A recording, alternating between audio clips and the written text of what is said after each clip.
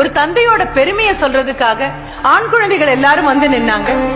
அவங்க வந்து நின்ன போது என்னுடைய மிகப்பெரிய சந்தோஷம் என்னவாக இருந்தது தெரியுமா? போறவரை எல்லா இடங்கள்லயும் சொல்வேன், அம்மாவுடைய பெருமையை ஆண்டவன் உட்பட எல்லாரும் சொல்லியாச்சு. தாயுடைய பெருமையை சொல்லாம யாரும் போனதில்லை.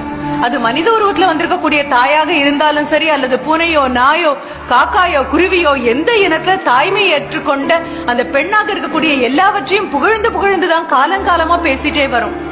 ஆனா தந்தை அப்படின்னு சொல்லக்கூடிய ஒரு நபர் குடும்பத்தினுடைய வேர் மாதிரி இருக்கக்கூடிய நபர். யாரும் இந்த வேரை பாராட்டினது கிடையாது. வேர் இருட்டுக்கு மட்டும்தான் சொந்தம், வேர் உழைப்புக்கு சொந்தம். இந்த இருட்டுக்குள்ளேயும் உழைப்புக்குள்ளேயும் இருக்கக்கூடிய தந்தைய பாராட்டுறதுக்கு அப்படின்னு யாரும் வந்தது கூட கிடையாது.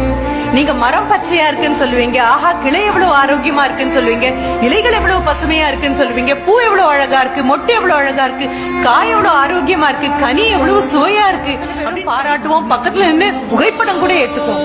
ஆனா எதை மறந்து போயிடுவோம் தெரியுமா? அந்த மரத்துல சாஞ்சு அதனுடைய உறுதியை பத்தியும் அதனுடைய அழகை பத்தியும் வனப்பை பத்தியும் அது தரக்கூடிய நிழலை பத்தியும் பேசும் பொழுது வெயில் அதிகமாகத்தான் நிழல் இன்னும் அதிகமாக விழும்.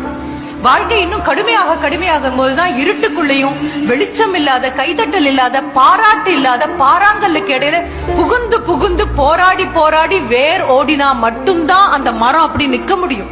உண்மையாகவே அப்பாவோட இன்னைக்கு காலையில சண்டை போட்டுட்டு வந்த குழந்தைங்களாக இருக்கலாம். இந்த அப்பா எப்பவுமே இப்படிதான்மா, நான் என்ன பண்ணாலும் என்ன பாராட்டவே மாட்டேங்கிறாருன்னு அம்மா தோல்ல சாஞ்சுகிட்டு கண்ணை கசக்கிட்டு வந்த குழந்தைங்களாக இருக்கலாம். இந்த அப்பாட்ட நான் பேசவே மாட்டேன் அப்படின்னு சொன்ன குழந்தையாக இருக்கலாம். இரவு நேரத்துல காலையில கடிந்து கொண்டு போன அப்பா மாலையில் பொழுது சாஞ்சாச்சு, நாம தூங்கிட்டோம், தூங்காம தூங்குற மாதிரி நடிச்சிட்டு இருக்கும் போது என்ன பண்ணா, சாப்பிட்டானா அப்படின்னு அம்மாட்ட வந்து கேட்கும் போது உங்களை பத்தி ரொம்ப கோவமா திரும்பி படுத்துட்டு இருக்கான்.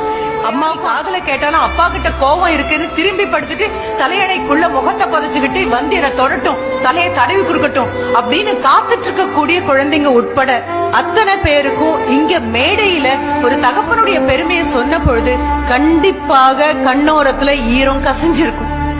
என்ன காரணம் அப்படின்னா, கொண்டாடப்படாம நீங்களும் நானும் கொண்டாடணும்னு காத்து நிக்காம அம்மா மாதிரி என்னுடைய குழந்தைன்னு 10 மாசம் சுமந்து பெத்த கணக்கு மீண்டும் மீண்டும் சொல்லாம தோள்லையும் மனதிலையும் கனவுலையும் தூக்கி நடக்கக்கூடிய இறைவனின் ஒரு உருவம் ஒண்ணு இருக்கும் அப்படின்னு சொன்னா எல்லார் வீட்லயும் உலவிட்டு இருக்கக்கூடிய நெடும் தூணாக அஸ்திவாகமாக இருக்கக்கூடிய தந்தை தான்.